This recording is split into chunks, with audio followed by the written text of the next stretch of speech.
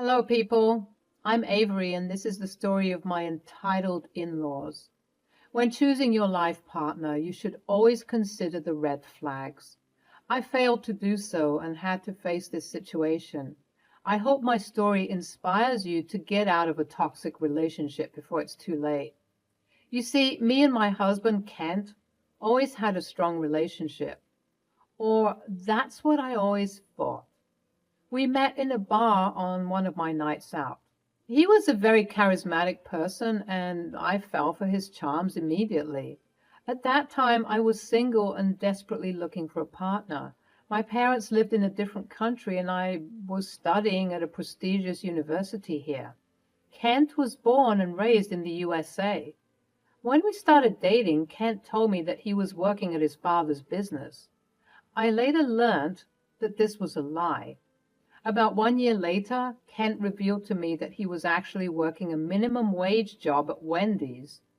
I was pretty shocked about the revelation because I didn't know why he lied to me. He simply cried and said, "I'm so sorry, Avery. You see, my family and I are very poor. My father left us to fend for ourselves. Mom tried hard, but she had two other children to take care of. I cannot afford to go to college or get a good job." "But why did you lie to me, Kent? In fact, I wouldn't have found out if I hadn't pressed for your office address." "You are such an intelligent person, Avery. You have a bright future ahead of you. I thought you won't be with a loser like me, so I lied." "Kent, I don't think you're a loser. I would never insult you like that. I'm proud that you take care of your family. It's nothing to be ashamed of." Kent was super apologetic, and I decided to forgive him. I could understand his perspective and wanted to look past this one mistake. I didn't know that he was a manipulative man and a compulsive liar. He was a great boyfriend and showed affection, but he seemed to be very unmotivated in life. While I was working hard to excel in my studies, Kent did nothing to get a better job. In fact, most of the time it was me who was paying for our dates. I didn't mind paying then because I was also working a side job. However, after some time, it was like I paid for all of his meals. One day I asked him about why he was so stuck in one place. I said, "Kent, don't you think you should find a better job? You have the experience and won't have to search long." "I'm happy at my work, Avery. Why do I need a better job? Are you having trouble adjusting with my income?" "No, it's not that, Kent. I just want the best for you. I have tried to be supportive, but you need better plans for our future." "Are you ashamed of having me as your boyfriend?" "I didn't know you could be mean. I already told you I don't have much. You earn enough for us to go on dates. What more do you want?" "It's not fair that I am paying for the majority of the things. I know you have family problems, but that should motivate you to look for a better job." "Fine. If you insist so much, I will try and look for a better job." He promised to improve his position at work, but he never did. Whenever I asked him how his job hunting was going, he came up with excuses. I was getting frustrated, but again looked past it. After all, I wasn't with him for money. I also tried to sympathize with him because my parents were wealthy and we didn't have financial troubles as much. We continued our relationship, and eventually it was time for me to graduate. I got a very high-paying job as soon as my studies were over. I worked hard to get good grades, so getting a job was easy. Kent was really happy for me, but sometimes made very snide comments. I also started to see that Kent was slowly leaving the bulk of our expenses on me. We couldn't move in together because he lived with his mom. Kent also didn't have enough money to pay rent on his own. I felt really bad for him and said, "Kent, if you really want to move in with me, I can cover your rent for a few months. I need to get my own place now that I've graduated. So I can cover the whole rent for a few months. During this time, you can look for a better job." "Will you do that for me? I am positive I'll find a better job this time. If you give me time, I'll definitely land a good job. I'll start applying right away."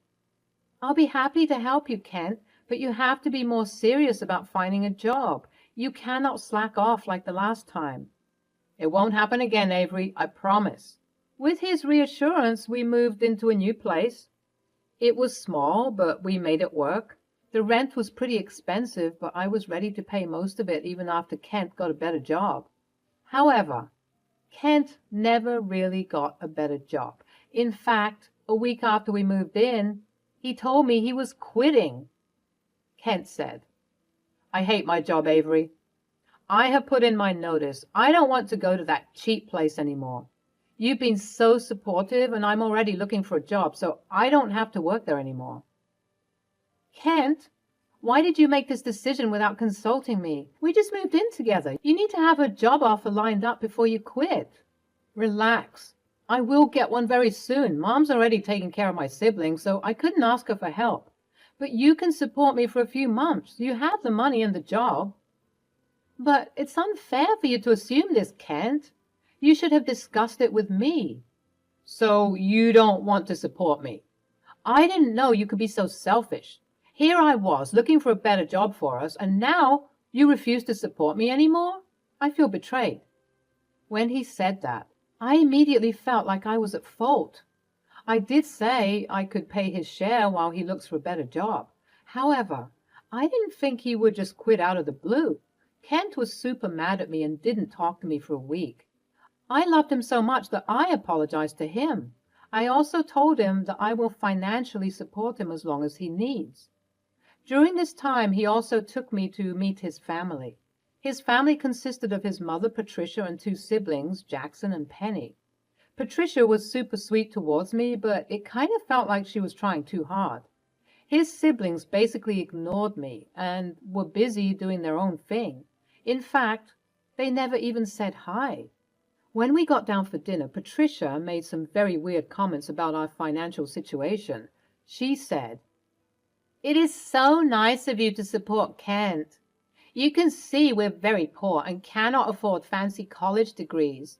But your parents were blessed to have a college fund for you. It's actually very fair you take care of him." "What do you mean, Patricia? I'm only paying his rent temporarily. Kent is already looking for a better job so that he earns a good pay." "But I'm sure you will look after him if he can't get a good job, won't you, Avery? I mean, clearly you can afford it." "I'm sure she will, Mom. She loves me a lot. Avery has been so helpful these past years. I couldn't ask for a better girlfriend." I was pretty puzzled by the entire conversation and felt like Patricia was mocking me. I also didn't like how Kent just nonchalantly told his mother that I will take care of him. All this didn't sit very well with me. When I asked Kent about it, he simply shrugged and said that I was thinking too much. I didn't know any better and chose to take his word for it.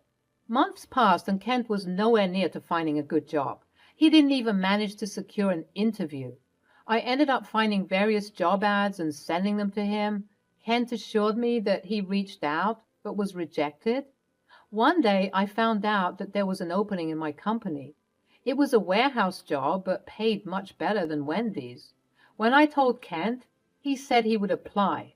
However, he never ended up applying. It was when I asked our hiring manager about his application that I found out what he had done.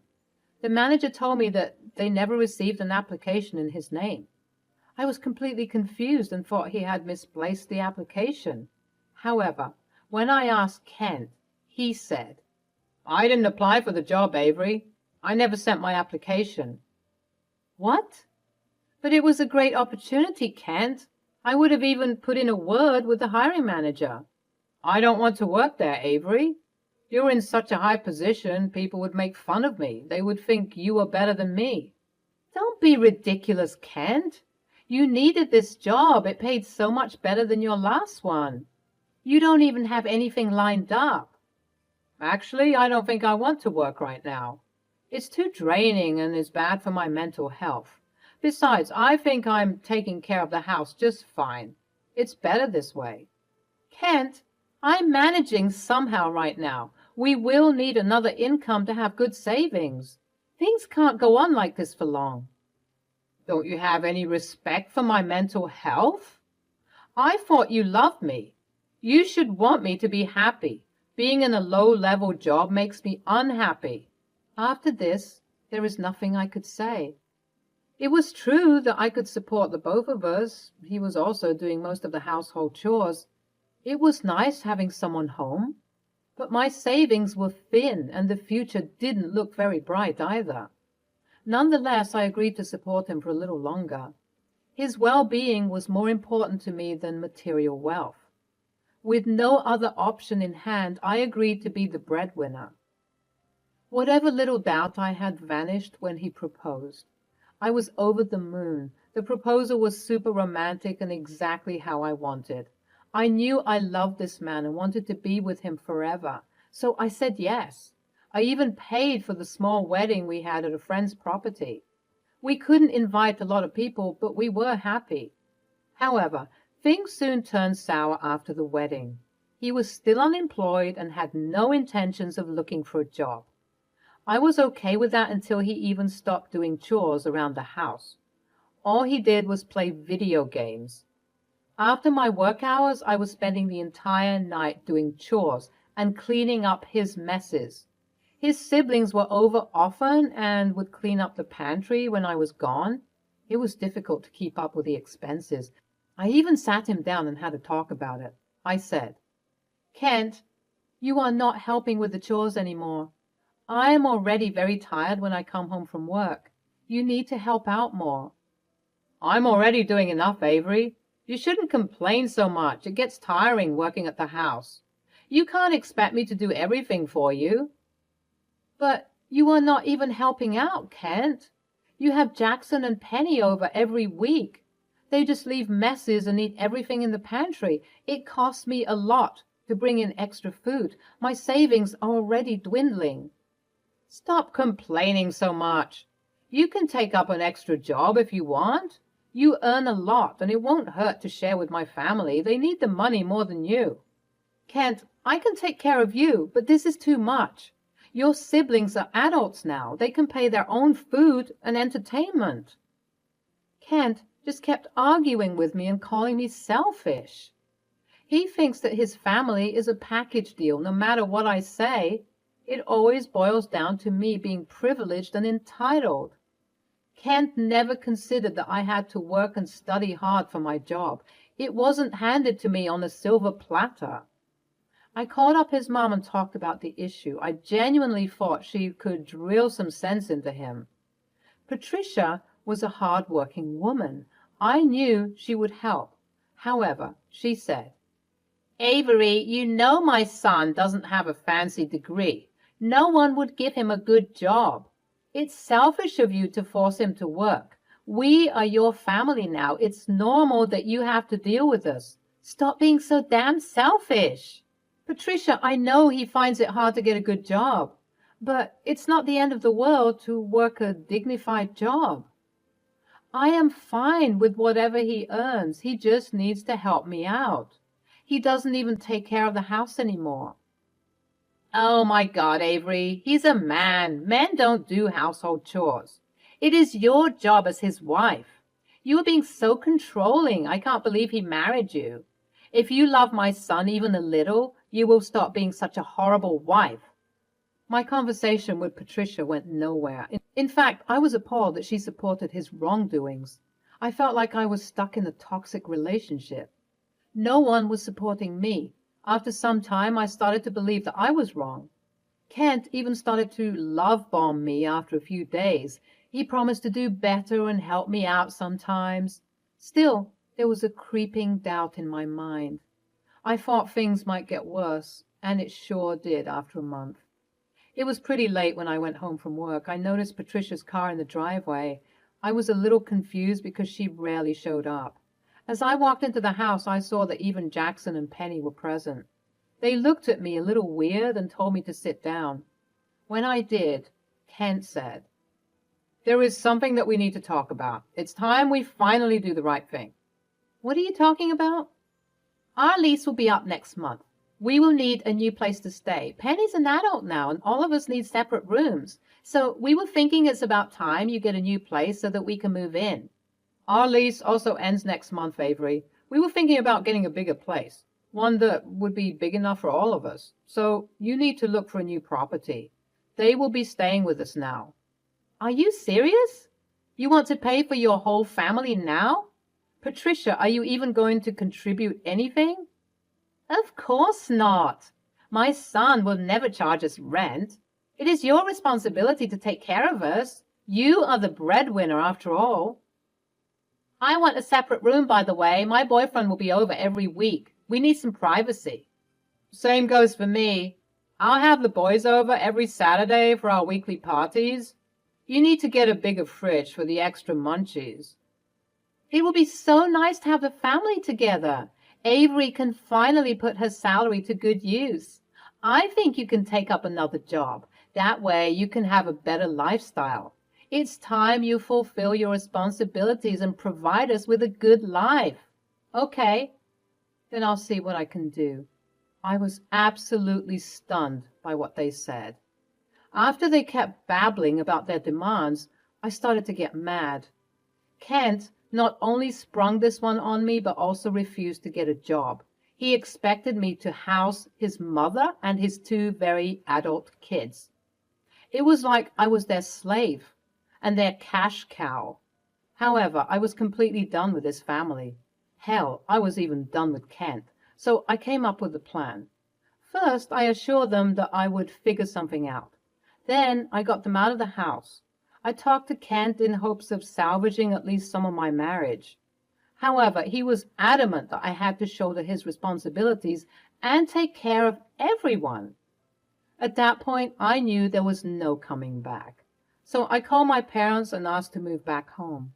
They knew about my trouble and agreed immediately. Next, I put in a request to transfer at work. I knew they had an opening in my home country. It was all the incentive I needed. Slowly, I planned the move. Only my name was on our lease, so ending the agreement was smooth. The landlord was super cooperative and even agreed not to tell Kent anything. When the month was close to an end, I booked a ticket back home. I didn't tell anyone. I simply upped and left. After reaching my parents' house, I was bombarded with calls from Kent. When I picked up, he said, "Where the hell are you? Your suitcase is gone and the landlord is telling me to empty the house. What is going on?" "I'm back in my home country, Kent. Away from you for good. And you and your family can look for a new house all by yourselves." "You're not making any sense. What have you done?" "I've ended the rental agreement with the landlord. You're now free to move to your big house. However, I will no longer pay for it. It's time to take your sorry ass to work. I will come back only for the divorce. Don't worry, you won't get a cent out of me." "No, you can't do that. You can't make us homeless. You are a selfish woman. Come back and make this right. I demand you return. There is no way I will sign the divorce papers." "Oh, we will see about that." With that, I just hung up on him. He never stopped calling or texting me. Within a short time, even his mother and siblings kept pestering me. The calls and texts kept on coming even after a week. 1 week later, I received a text from an unknown number. It was Patricia, begging me for help. She told me that they were homeless. They never renewed the lease, thinking that I would take care of the housing. With no money to their name, they were living out of their cars. Patricia kept begging me to come back and do the right thing. They needed me and were having a hard time with their financial situation. Ken tried to get a new job, but no one would accept his application. It would take them months to even find suitable jobs for Kent and the siblings. Even Kent sent me voicemails from unknown numbers to try and win me back. I simply blocked them all. I'm actually doing a lot better in my old home. My parents have retired and love having me near them. They never liked Kent, and now I know exactly why. Dad even promised to look up a good lawyer and talk about the divorce. I will eventually go back to finalize the divorce, but for now, I'm taking things slow. The calls and texts from Kent and his family stopped coming. Guess they were too broke to even get a phone connection. I didn't care. I am finally free from my toxic husband and living life afresh.